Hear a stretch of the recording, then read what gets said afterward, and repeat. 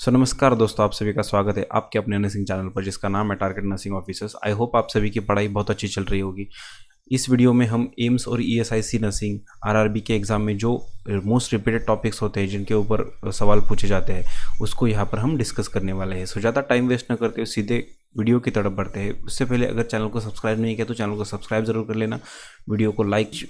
Which blood group can be administered to the patient in emergency when blood group is unknown? सो यहाँ पर पूछा गया है कि इमरजेंसी वार्ड में एक पेशेंट है, उसको ब्लड एडमिनिस्टर करना बहुत ज़रूरी है बट उसका ब्लड ग्रुप हमें पता नहीं है, तो कौन सा ब्लड ग्रुप उनको ब्लड ग्रुप का ब्लड हम उनको दे सकते हैं। सो ऑप्शंस देख लेते हैं।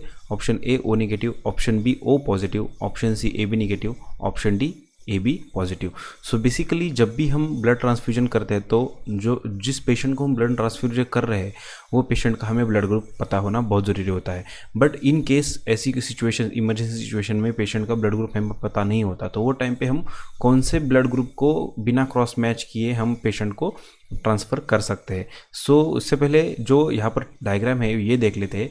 यहाँ पर आप देख सकते हो, यहाँ पर डोनर की लिस्ट है और यहाँ पर रेसिपिएंट की लिस्ट है। सो हमें ऐसा पेशेंट का ब्लड ग्रुप चाहिए जिसका ब्लड ग्रुप सभी ब्लड ग्रुप के पर्सन से मैच हो पाए। सो ऐसा ब्लड ग्रुप कौन सा है? ऐसा ब्लड ग्रुप सिर्फ है O negative. O negative person का ब्लड या ओ निगेटिव ब्लड ग्रुप जो होता है वो सभी ब्लड कैरिंग पर्सन के लिए मैच कर सकता है, वहाँ पर उनको कोई एडवर्स रिएक्शन क्रिएट नहीं हो सकता। तो वो टाइम पे हम most preferably O negative blood group ही प्रेफर करते हैं पेशेंट को एडमिनिस्टर करना। सो इससे क्या पता चलता है कि O negative is a universal donor. So जो भी पर्सन का ओ निगेटिव ब्लड ग्रुप है वो पर्सन यूनिवर्सली डोनर कहलाता है, और ए बी पॉजिटिव जो पर्सन होता है वो यूनिवर्सली रेसिपिएंट कहलाता है। यहाँ पर आप देख सकते हो कि ओ निगेटिव जो पर्सन है इनका ब्लड सभी ब्लड ग्रुप के साथ क्रॉस मैच हो सकता है, और जो A B positive blood group है उनका जो ब्लड है वो जो यूनिवर्सल रिसिपिएंट की तरह उनको कहा जा सकता है। सो इसका जो सही जवाब बनेगा वो होगा O negative, option A. So next question is when giving Ambu bag resuscitation nurse ensure. So जब भी नर्स एम्ब्यू बैग से रिसक्सिटेट कर रही हो पेशेंट को तो वो टाइम पे क्या ध्यान में रखना बहुत ज़रूरी होता है। सो बेसिकली पहले एम्बू बैग का फुल फॉर्म क्या होता है? आर्टिफिशियल मैनुअल ब्रीदिंग यूनिट जो होता है इसका फुल फॉर्म होता है एम्बू बैग का। सो ऑप्शंस देख लेते हैं। Option A airway is kept open, option B complete seal of the mask, option C O2 is connected to the ambu bag, and option D all of the above. So ambu bag से रिसक्सिटेट करते time ensure क्या करना होता है nurse को? Airway open होना चाहिए। Airway अगर ओपन नहीं होता तो हम जो ब्रीथ पेशेंट को दे रहे हैं वो पेशेंट को हेल्पफुल नहीं होंगे। तो उसके बाद complete seal of the mask होना बहुत ज़रूरी है, क्योंकि वहाँ पर अगर लीकेज हो या प्रॉपर सीलिंग नहीं हो मास्क का तो वहाँ पे भी लीकेज होने की वजह से जितना ऑक्सीजन प्रोवाइड कर रहे हैं उतना वहाँ पर हो नहीं पाएगा पेशेंट को फ़ायदा नहीं हो पाएगा। देन उसके बाद O2 कनेक्ट करना बहुत ज़रूरी होता है। उससे क्या होगा? पेशेंट का सैचुरेशन लेवल जो है वो इम्प्रूव होने में हेल्प होगा। तो इसका जो सही जवाब बनेगा वो क्या होगा? Option D all of the above. So Anbu bag क्या होता है ये वहाँ पर देख लेते हैं। ये होता है एम्बू बैग। सो ये डायग्राम में आप देख पा रहे हो कि इस तरह से कुछ एम्बू बैग का स्ट्रक्चर होता है, जिसमें कि यहाँ पर आप देख सकते हो यहाँ पर जो है वो मास्क सिचुएटेड है, जिससे कि complete ceiling of the mask बहुत ज़रूरी होता है, जिससे कि जितना भी अमाउंट का हम ऑक्सीजन या रिससिटेशन प्रोवाइड कर रहे हो वो कंप्लीट पेशेंट को प्रोवाइड हो पाए। देन यहाँ पर आप देख सकते हो एक वॉल्व है, जिससे कि एक्सेसिव अमाउंट ऑफ ऑक्सीजन या एक्सेसिव अमाउंट ऑफ एयर अगर पास कर रहे हो तो वो टाइम पे वहाँ से वो बाहर निकल पाए। उसके बाद यहाँ पर आप देख सकते हो O2 कनेक्टर है, जिससे कि सपोज़ एक आध पेशेंट को सैचुरेशन लेवल बहुत कम है या ड्रॉप हो रहा है तो वो टाइम पे हम एक्सेसिव O2 ऑक्सीजन फ्लो भी वहाँ पर कनेक्ट कर सकते हैं, जिससे कि पेशेंट को हेल्प हो पाए। ये जो आप यहाँ पर जो ये स्ट्रक्चर देख रहे हो ये है सेल्फ इन्फ्लेटिंग बैग। जो एम्बू बैग होता है उसका वर्किंग प्रिंसिपल जो होता है वो सेल्फ इन्फ्लेटिंग या सेल्फ रिसक्सिटेटिंग बैग होता है। उसका जो मटेरियल होता है वो खुद से जब भी हम उसको स्क्वीज करते हैं या दबाते हैं उसके बाद वो ऑटोमेटिकली खुद ओरिजिनल पोजीशन में आ जाता है, जिससे कि नेक्स्ट कंप्रेशन के लिए वो वहाँ पर प्रिपेयर हो पाए। सो ये जो चीज़ें हैं वो आपको ध्यान में रखनी बहुत ज़रूरी होती है। Next question is epistaxis is bleeding form. जो एपिस्टैक्सिस होता है जिस उसका ब्लीडिंग कहाँ से होता है ये यहाँ पर पूछा गया है। एपिस्टैक्सिस यानी क्या, ये अगर आपको पता होगा तो कमेंट बॉक्स में ज़रूर लिख देना कि एपिस्टैक्सिस मतलब क्या होता है। सो बेसिकली एपिस्टैक्सिस जो होता है वो नीजल ब्लीडिंग जब भी होती है वहाँ पर तो हम उसे एपिस्टैक्सिस कहते हैं। सो ऑप्शंस देख लेते हैं, from the stomach, from the nose, from the colon and from the lungs. So यहाँ पर पूछा गया है कि एपिस्टैक्सिस इज ब्लीडिंग फ्रॉम, इसका सही जवाब होगा ऑप्शन बी, नोज। सो एपिस्टैक्सिस होने के मेजर कॉजेज़ क्या क्या होते हैं। अगर सपोज़ आपको एक्सेसिव ड्राई एयर में आप काम करते हो या ड्राई एयर है आपके सराउंडिंग में, वो टाइम पे समर डेज़ में मोस्टली ड्राई एयर होता है, वहाँ पर नोज़ में ब्लीडिंग होने के कॉमनली बहुत चांसेस होते हैं। सो एक डायग्राम है जिससे हम समझ लेते हैं, जब भी हम ड्राई एयर या एक्सटर्नल इंजरी की वजह से वहाँ पे ब्लीडिंग हो सकता है। सो जब भी ये जो वेस्कुलरिटी होती है नोज़ के टिप के आसपास, जो वेस्कुलरिटी क्रिएट होती है excessive dry air, excessive cold air, then external injuries की वजह से या एक्सट्रीम हाई ब्लड प्रेशर की कंडीशंस में यहाँ पर ब्लीडिंग होने के चांसेस होते हैं, जिससे कि ये जो टाइनी वेसल्स होती है वो प्रॉपरली फंक्शन नहीं कर पाती और वहाँ से ब्लीडिंग स्टार्ट होती है। So next question is, an 18 years old man has a 2 by 3 centimeter pressure ulcer over the left lower back extending into muscle but not into the bone. Identify the most likely stage. सो ये pressure ulcer के ऊपर ही पूछा गया सवाल है। यहाँ पर पूछा गया है कि 18 years old मैन है, उनको 2 by 3 सेंटीमीटर का प्रेशर अल्सर है on the left lower back and muscles into muscles but not into the bone, bone वहाँ पर इन्वॉल्व नहीं है। तो उन्होंने पूछा है कि प्रेशर अल्सर का कौन सा स्टेज यहाँ पर हम कह सकते हैं। सो ऑप्शन देख लेते हैं, स्टेज 1, स्टेज 2, स्टेज 3 या स्टेज 4। सो बेसिकली हमें स्टेज 1, स्टेज 2, स्टेज 3, स्टेज 4 के बारे में हमें पहले पता होना चाहिए। सो बेसिकली हम पहले स्टेजेस के बारे में देख लेते हैं। यहाँ पर हम स्टेजेस देख लेते हैं। जो फर्स्ट स्टेज होता है इनमें सिर्फ इन्फ्लामेशन अकर होता है, skin is unbroken but inflammation occur होता है ड्यू टू प्रेशर अल्सर। हम सबको पता है प्रेशर अल्सर कब क्रिएट होता है, ये मुझे कमेंट बॉक्स में आप बता देना कि प्रेशर अल्सर कब क्रिएट होता है और प्रेशर अल्सर प्रिवेंट करने के लिए क्या क्या करना चाहिए। सो जब भी हम वहाँ पर इन्फ्लामेशन देख लेते हैं, प्रेशर जहाँ पर प्रेशर पॉइंट होते हैं वहाँ पर अगर इन्फ्लामेशन दिखाई दे तो वो फर्स्ट स्टेज कहते हैं। देन उसके बाद अगर skin is broken and epidermis and dermis layer तक इन्वॉल्वमेंट हो वहाँ पर तो उसे हम स्टेज 2 कहते हैं। एंड उसके बाद जो स्टेज 3 होता है वो वहाँ पर अल्सर फॉर्म होता है एंड सबक्यूटेनियस फैटी लेयर तक उनका डीप वुंड वहाँ पर क्रिएट हो तो उनको स्टेज 3 कहते हैं। एंड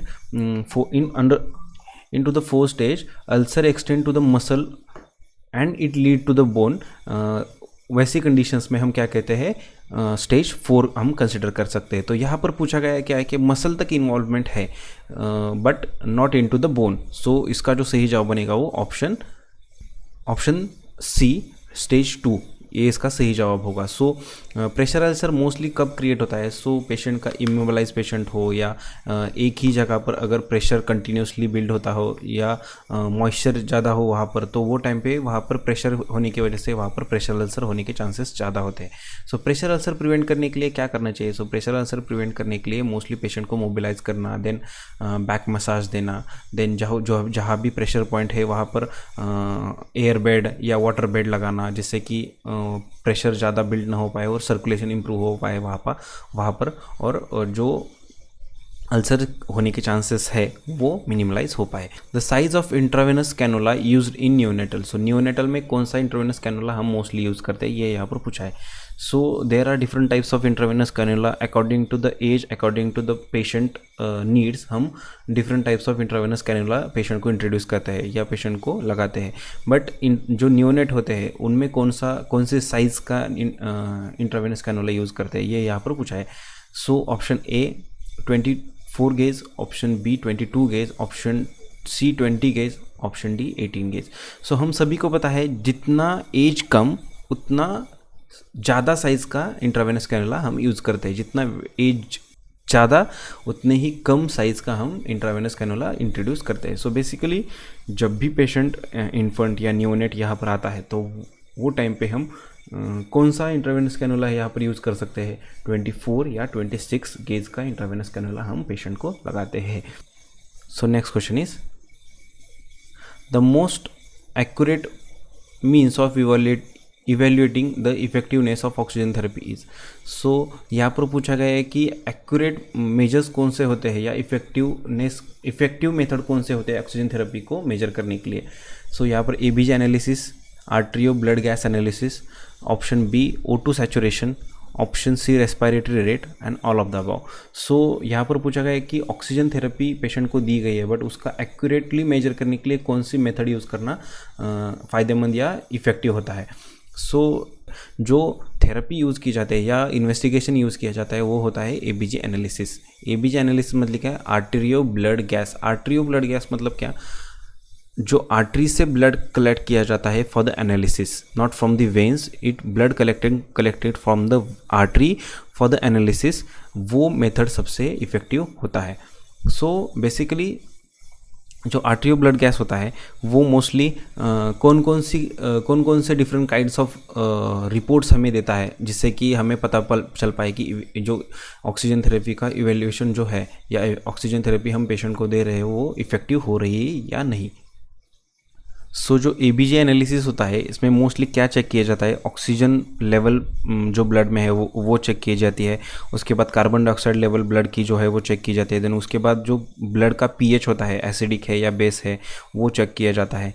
देन उसके बाद जो अमाउंट ऑफ ऑक्सीजन है वो ब्लड में कितनी अच्छे से रिजॉल्व हो पा रहा है वो भी यहाँ पर चेक करते हैं। देन उसके बाद कार्बन डाइऑक्साइड है, how well it will be getting removed from the blood, ये भी वहाँ पर चेक किया जाता है। ये सारी चीज़ें यहाँ पर चेक की जाती है। सो बेसिकली जब भी आर्टेरियो ब्लड गैस टेस्ट की जाती है तो इस तरह से कुछ रिपोर्ट निकल के आता है। सो ये सारी चीज़ें यहाँ पर चेक की जाती है। उसके साथ ही उसके नॉर्मल वैल्यूज़ भी यहाँ पर दिए हैं। सो एग्ज़ाम में कभी कभी ये भी पूछा जाता है कि नॉर्मल पीएच ऑफ ब्लड या नॉर्मल HCO3 कितना होता है ब्लड में, या O2 सैचुरेशन कितना होना चाहिए, ये भी सारी चीज़ें यहाँ पर पूछी जाती है। सो ये वीडियो एक बार पॉज करके आप अच्छे से याद कर लेना क्योंकि इसके ऊपर भी MCQ पूछे जाते हैं। सो इसका जो सही जवाब बनेगा वो होगा एबीजी एनालिसिस, ऑप्शन ए।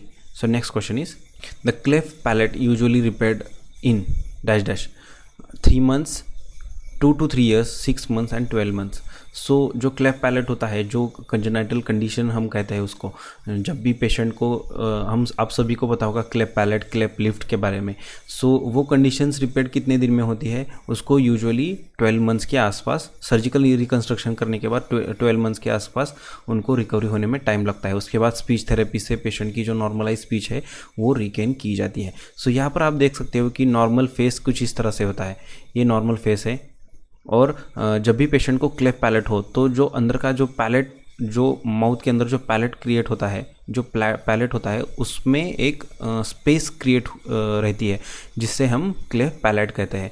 ये यहाँ पर आप देख सकते हो, इस तरह से कुछ स्पेस होती है जिसकी वजह से पेशेंट प्रॉपरली बोल नहीं पाता, या जब भी पेशेंट न्यूनेट या इन्फेंट मतलब after birth patient properly breast feed भी नहीं कर पाता, जिसकी वजह से पेशेंट को फर्दर कॉम्प्लिकेशंस क्रिएट होने के चांसेस होते हैं। सो ये सर्जिकली रिकन्स्ट्रक्ट करने के बाद 12 month के अंदर वो रिपेयर हो जाता है। सो ये जो सारी पूरी प्रोसीजर होती है ये 12 महीने के आसपास यहाँ पर टाइम कंज्यूम करती है। So basically cleft palate and cleft lift repair होने में बेसिकली अराउंड 12 months के आसपास का टाइम लगता है। सो इनमें 3 प्रकार की कंडीशंस होती है जिसमें patient with only cleft lift, then patient with only with cleft palate and patient with cleft lip and cleft palate। So इन 3 तरह की कंडीशंस वहाँ पर इन्वॉल्व होती है। According to the patient severity और degree of cleft palate, time of repair usually differs from each other. So basically usually जो time consume होता है क्लेफ्ट लिफ्ट या क्लेफ्ट पैलेट में रिपेयर होने में वो होता है 12 month के आसपास। सो इसका जो सही जवाब होगा वो होगा option D, 12 months। Next question is the clinically dead is also known as. So patient को हम क्लिनिकली डेड कब कंसिडर करते हैं?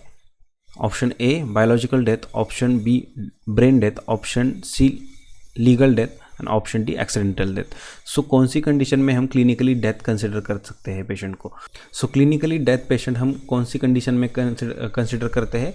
जब पेशेंट ब्रेन डेड पेशेंट हो या ब्रेन्स जो है वो फंक्शनिंग ना कर रहा हो वहाँ पर हम ब्रेन डेथ पेशेंट को कंसिडर कर सकते हैं। सो हम सभी को पता है कि वेंटिलेटर की हेल्प से हम पेशेंट को वेंटिलेट करके वहाँ पर उनकी लंग फंक्शनिंग या बाकी के ऑर्गन को प्रिजर्व कर सकते हैं, बट ब्रेन डेड होने के बाद अगर सपोज वेंटिलेटिंग सपोर्ट निकाल दिया जाए तो वहाँ पर नॉर्मली ब्रीदिंग कंडक्ट नहीं हो पाएगी और वहाँ पर पेशेंट की डेथ कन्फर्म है। So next question is, patient with DVT is advise to low molecular heparin. Patient को डीवीटी डिस्टल वेन थ्रोम्बोसिस है पेशेंट को और उसको लो मॉलिक्यूलर हेपेरिन एडवाइस किया गया है, तो in which side the nurse should be administer this. So low molecular heparin कौन सी साइड पे नर्स को एडमिनिस्टर करना चाहिए? Option A oral, option B IM, option C IV, option C subcutaneous. So यहाँ पर जो ऑप्शंस है वो ओरल देना चाहिए या इंट्रामस्कुलर देना चाहिए, इंट्रावीनस देना चाहिए या सबक्यूट देना चाहिए। सो जो लो मॉलिक्यूलर हेपेरिन होता है वो सबक्यूट दिया जाता है। इन द सबक्यूटेनस स्पेस में वहाँ पर जो है वो लो मॉलिक्यूलर हेपेरिन दिया जाता है। सो सबक्यूट में कौन कौन से इंजेक्शंस दिए जाते हैं? सो बेसिकली इंसुलिन जो है वो सबक्यूटेनसली दिया जाता है, देन हेपेरिन जो होता है वो भी सबक्यूटेनियसली दिया जाता है वो। सो ये सारी ड्रग्स जो होते हैं वो सबक्यूट ही क्यों दिए जाते हैं? सो बेसिकली सबक्यूटेनियसली अगर इंजेक्शंस देते हैं तो उसका जो एब्सॉर्प्शन रेट होता है वो थोड़ा स्लो होता है और थोड़ा धीरे होता है, इसकी वजह से वहाँ पर सबक्यूटेनियसली देना प्रेफर करते हैं। सो कौन कौन से साइड होते हैं जहाँ पर हम सबक्यूट इंजेक्शंस दे सकते हैं? सो यहाँ पर आप डायग्राम में देख रहे हो कि कौन कौन से साइड पे हम सबक्यूट इंजेक्शन दे सकते हैं। सो मोस्ट प्रोफेबली यहाँ पर एक एब्डोमेन पे हम दे सकते हैं, देन उसके बाद थाइस पे हम सबक्यूट इंजेक्शन दे सकते हैं, लेफ्ट एंड राइट थाइस पे, लैटरल थाइस पे दे सकते हैं। उसके बाद हम डेल्टॉइड या अपर आउटर आर्म पे भी हम यहाँ पर सबक्यूट इंजेक्शन दे सकते हैं। सो ये सारे साइड्स है जहाँ पर हम मोस्टली पेशेंट को सबक्यूट इंजेक्शन देना प्रेफर करते हैं। सो इसका जो सही जवाब बनेगा वो होगा option D, subcut. So next question is, which drug may causes a green baby syndrome. So ऐसा कौन सा ड्रग देने के बाद जो बेबी है उसको ग्रे बेबी सिंड्रोम क्रिएट होता है? क्लोराफिनिकॉल, जेंटामाइसिन, पेनिसिलिन एंड टेट्रासाइक्लिन। सो इसका जो सही जवाब है वो ऑप्शन क्लोरामिफिनिकॉल, ये इसका सही जवाब है। So basically grey baby syndrome क्या होता है? सो ये डायग्राम में आप देख पा रहे हो कि जो बेबी की जो स्किन है वो कुछ इस तरह से ग्रे कलर की दिखती है। सो ये क्यों दिखाई देती है? सो जब भी हम ये ड्रग एडमिनिस्टर पेशेंट को ये ड्रग एडमिनिस्टर करते हैं तो वो टाइम पे जो पेशेंट की जो हिपैटिक फंक्शनिंग होती है या रीनल फंक्शनिंग होती है वो मोस्टली इम्पेयर्ड कर जाती है, जिसकी वजह से वहाँ पर excessive amount of serum level increase होना स्टार्ट हो जाता है। So and serum level increase होने के वहाँ पर वजह से वहाँ पर इलेक्ट्रॉनिक ट्रांसफ़र जो होता है वो भी इम्पेयर हो जाता है। सो इसकी वजह से वहाँ पर renal functioning, then hepatic functioning, then hemodynamic functioning impair होने के चांसेस वहाँ पर क्रिएट होते हैं, जिसकी वजह से वहाँ पर ग्रे बेबी सिंड्रोम क्रिएट होना स्टार्ट होता है। इसके कॉम्प्लिकेशंस कौन कौन से होते हैं या उसमें ट्रीटमेंट क्या करना चाहिए? सो इसके जो कॉम्प्लिकेशंस होते हैं वो होता है sepsis, seizures, trauma, then congenital heart disease, then इसमें ट्रीटमेंट क्या होना चाहिए? सो बेसिकली जो फर्स्ट जो होता है वो पेशेंट को इंट्यूबेट करना बहुत ज़रूरी होता है। उसके बाद उसका जो आईवी फ्लूइड मेंटेनेंस है वो मेंटेन करना बहुत ज़रूरी होता है। देन उसके बाद पेशेंट की कांस्टेंट BSL करना बहुत ज़रूरी होता है। BSL कंटिन्यूस BSL करके पेशेंट हाइपोग्लाइसीमिया में ना चला जाए, ये भी देखना वहाँ पर बहुत ज़रूरी होता है, जिसकी वजह से पेशेंट को रिकवर करना या रिगेन करना आसान हो सकता है। सो पेशेंट को अगर ट्रॉमा या सीजर्स आते हैं तो उसके अकॉर्डिंग वहाँ पर डिफरेंट ट्रीटमेंट हम पेशेंट को स्टार्ट कर सकते हैं। सो बेसिकली जो ग्रे बेबी सिंड्रोम जो होता है वो ड्यू टू साइड इफेक्ट और adverse effect of this drugs. So इसका जो सही जवाब बनेगा वो ऑप्शन ए होगा। When transporting a patient with a chest tube ensure that the unit is. So एक आध पेशेंट को हम ट्रांसफर कर रहे हैं चेस्ट ट्यूब के साथ, सो जो यूनिट होता है उसका प्लेसमेंट कहाँ पे होना चाहिए यहाँ पर पूछा है। So option A above the chest level during transfer, below the chest level at all time, at the level of third intercostal space and none of the above. So इसका जो सही जवाब बनेगा वो ऑप्शन बी होगा, below the chest level at all time. So एक diagram से help से हम समझ लेते हैं। सो जब भी हम पेशेंट को चेस्ट ट्यूब डालते हैं, सपोज़ वहाँ पर निमोथोरैक्स की कंडीशन में या प्यूरल इफ्यूजन की कंडीशंस में, वहाँ पर अगर पेशेंट को हम चेस्ट ट्यूब इंसर्ट किया है तो जब भी चेस्ट की पोजीशन है उससे बिलो ही हमें वो इंस्ट्रूमेंट रखना है जिसमें फ्लूइड कलेक्ट हो रहा है। सो कभी भी जो चेस्ट की पोजीशन के ऊपर हमें वो इंस्ट्रूमेंट नहीं रखना, क्योंकि जो फ्लूइड है वो बैक ट्रांसफ़र हो सकता है या पेशेंट के लंग्स में फिर से वो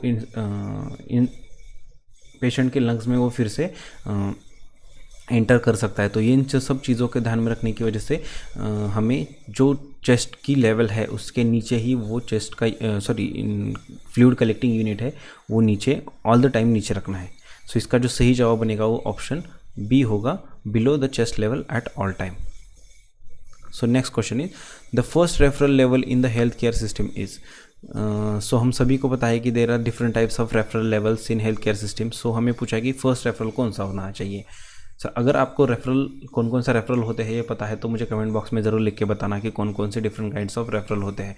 उससे पहले अगर अभी तक आपने चैनल को सब्सक्राइब नहीं किया तो प्लीज़ चैनल को सब्सक्राइब कीजिए, वीडियो को लाइक ज़रूर करना, और अगर कुछ सजेशंस है तो वीडियो के कमेंट बॉक्स में ज़रूर लिख के हमें बताना। So first level of referral, primary health care, secondary health care, tertiary health care and primordial. So basically जो फर्स्ट रेफरल जो होता है वो कौन सा होता है यहाँ पर पूछा गया है। So there are different types of level of prevention in healthcare system. So first is primordial, second is primary, third is secondary and fourth is tertiary.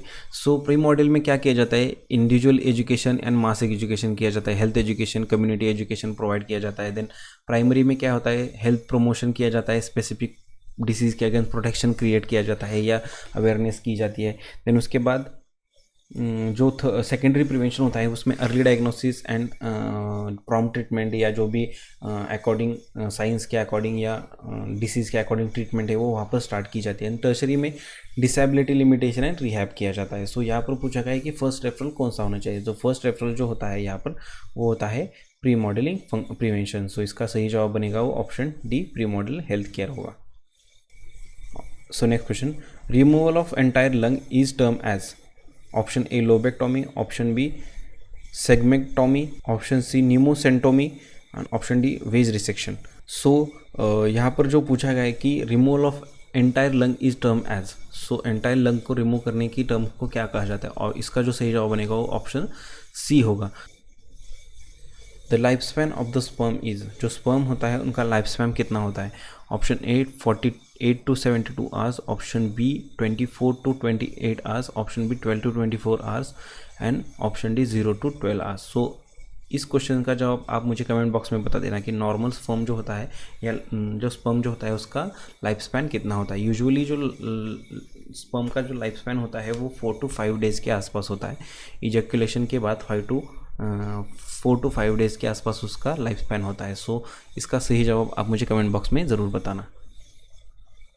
So next question is, when did the mental health bill become a mental health act.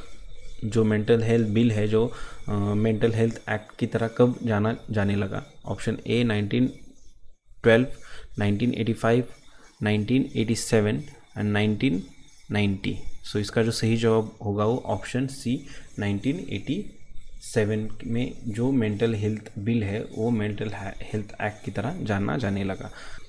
So I hope आप सभी को ये video पसंद आया होगा। अगर अभी तक आपने चैनल को सब्सक्राइब नहीं किया तो प्लीज़ चैनल को सब्सक्राइब कीजिए, वीडियो को लाइक ज़रूर करना और अपने दोस्तों के साथ में वीडियो को शेयर करना मत भूलना। आई होप आपको ये जो क्वेश्चंस हमने यहाँ पर सॉल्व किए इनसे आपको हेल्प मिलेगी आपकी एग्ज़ाम में प्रिपरेशन करने के लिए। और अगर किसी टॉपिक के ऊपर आपको सवाल है या किसी टॉपिक के ऊपर आपको वीडियो चाहते हो तो मुझे कमेंट बॉक्स में लिख के ज़रूर बताना, जिसके ऊपर हम वीडियो ज़रूर लाने के प्रयास करेंगे। और तब तक के लिए थैंक यू।